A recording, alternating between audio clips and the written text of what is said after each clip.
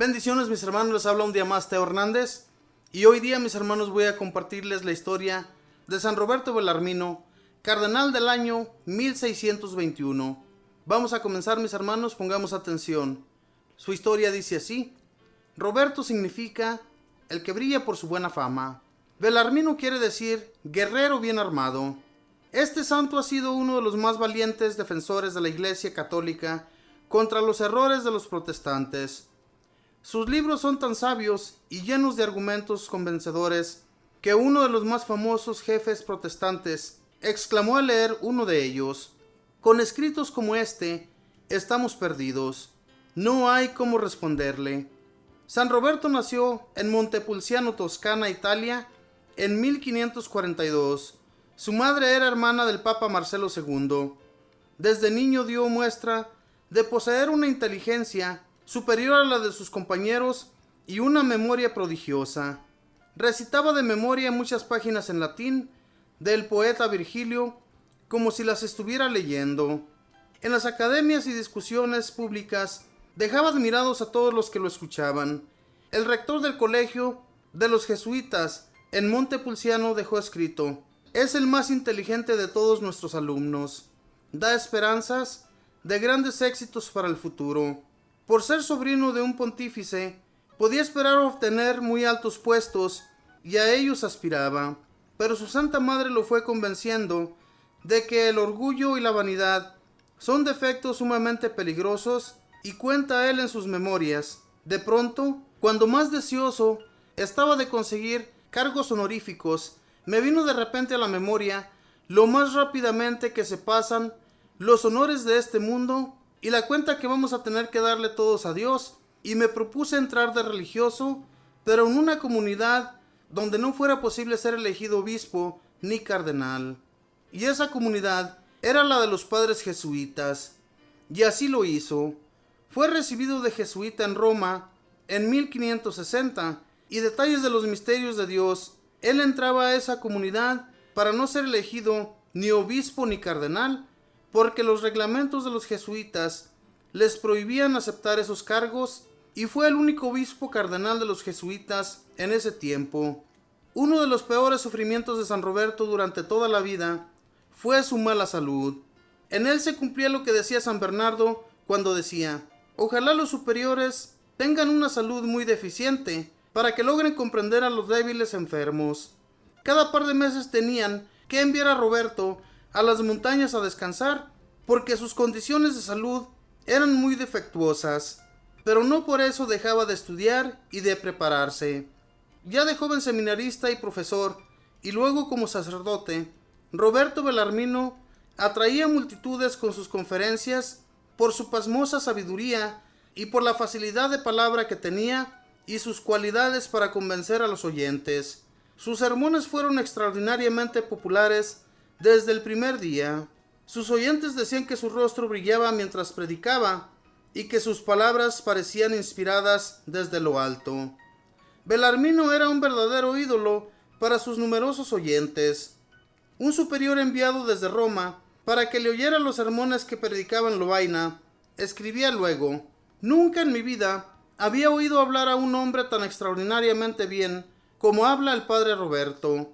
Era el predicador preferido por los universitarios en Lovaina, París y Roma. Profesores y estudiantes se apretujaban con horas de anticipación junto al sitio donde iba a predicar.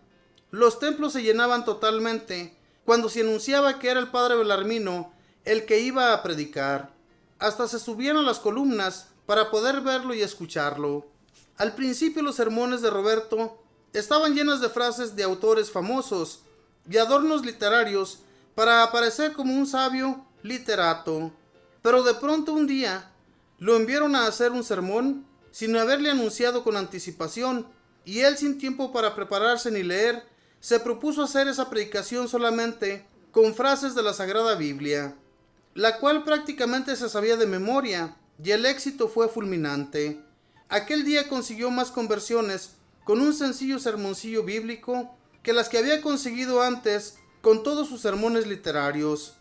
Desde ese día cambió totalmente su modo de predicar. De ahora en adelante, predicará solamente con argumentos tomados de la Sagrada Biblia, no buscando aparecer como sabio, sino transformar a los oyentes, y su éxito fue asombroso. Después de haber sido profesor de la Universidad de Lovaina y en varias ciudades más, fue llamado a Roma para enseñar allá y para ser rector del colegio mayor que los padres jesuitas tenían en esa capital. El sumo pontífice le pidió que escribiera un pequeño catecismo para hacerlo aprender a la gente sencilla. Escribió entonces el Catecismo Resumido, el cual ha sido traducido a 55 idiomas y ha tenido 300 ediciones en 300 años, una por año, éxito únicamente superado por la Santa Biblia y por la Imitación de Cristo. Luego redactó el Catecismo Explicado y pronto su nuevo catecismo, estuvo en las manos de sacerdotes y catequistas en todos los países del mundo. Durante su vida logró ver 20 ediciones seguidas de su precioso catecismo. Se llama controversia a una discusión larga y repetida en la cual cada contendor va prestando los argumentos que tiene con el otro y los argumentos que defienden de lo que dice. Los protestantes evangélicos, luteranos, anglicanos, etc., habían sacado una serie de libros contra los católicos y estos no hallaban cómo defenderse. Entonces el sumo pontífice encomendó a San Roberto que se encargara en Roma de preparar a los sacerdotes para saber defenderse de los ataques de los enemigos de la religión. Él fundó una clase que se llamaba Las Controversias para enseñar a sus alumnos a discutir con los adversarios, y pronto publicó su primer tomo titulado así, Controversias. En ese libro, con admirable sabiduría, pulverizaba lo que decían los evangélicos y calvistas. El éxito fue rotundo. Enseguida aparecieron el segundo y el tercer tomo, hasta el octavo, y los sacerdotes y catequistas de todas las naciones encontraban en ellos los argumentos que necesitaban para convencer a los protestantes de lo equivocado que están los que atacan nuestra religión. San Francisco de Sales, cuando iba a discutir con un protestante, llevaba siempre 2 libros, la Sagrada Biblia y un tomo de las controversias de Belarmino. En 30 años tuvieron 20 ediciones estos famosos libros. Un librero de Londres exclamaba: «Este libro me sacó de pobre. Son tantos los que he vendido que ya se me arregló mi situación económica». Los protestantes, admirados de encontrar tanta sabiduría en esas publicaciones, decían que eso no lo había escrito Belarmino solo, sino que era una obra de un equipo de muchos sabios que le ayudaban. Pero cada libro lo redactaba él únicamente de su propio cerebro. El Santo Padre, el Papa, lo nombró obispo y cardenal y puso como razón para ello lo siguiente: este es el sacerdote más sabio de la actualidad. Belarmino se negaba a aceptar tan alto cargo, diciendo que los reglamentos de la Compañía de Jesús prohíben aceptar títulos elevados en la Iglesia. El Papa le respondió que él tenía poder para dispersarlo de ese reglamento y al fin le mandó, bajo pena de pecado mortal, aceptar el cardenalato. Tuvo que aceptarlo, pero siguió viviendo tan sencillamente y sin ostentación como lo había venido haciendo cuando era un simple sacerdote. Al llegar a las habitaciones del cardenal en el Vaticano, quitó las cortinas lujosas que había en las paredes y las mandó repartir entre las gentes pobres, diciendo: «Las paredes no sufren de frío». Los superiores jesuitas le encomendaron que se encargara de la dirección espiritual de los jóvenes seminaristas, y San Roberto tuvo la suerte de contar entre sus dirigidos a San Luis Gonzaga. Después, cuando Belarmino se muera, dejará como petición que lo entierren junto a la tumba de San Luis, diciendo: «Es que fue mi discípulo». En los últimos años pedía permiso al sumo pontífice y se iba a pasar semanas y semanas al noviciado de los jesuitas, y allá se dedicaba a rezar y a obedecer tan humildemente como si fuera un sencillo novicio. En la elección del nuevo sumo pontífice, el cardenal Belarmino tuvo 14 votos, la mitad de los votantes. Quizá no le eligieron por ser jesuita, pues estos padres tenían muchos enemigos. Él rezaba muy fervorosamente a Dios para que lo librara de semejante cargo tan difícil y fue escuchado. Poco antes de morir escribió en su testamento que lo poco que tenía se repartiera entre los pobres.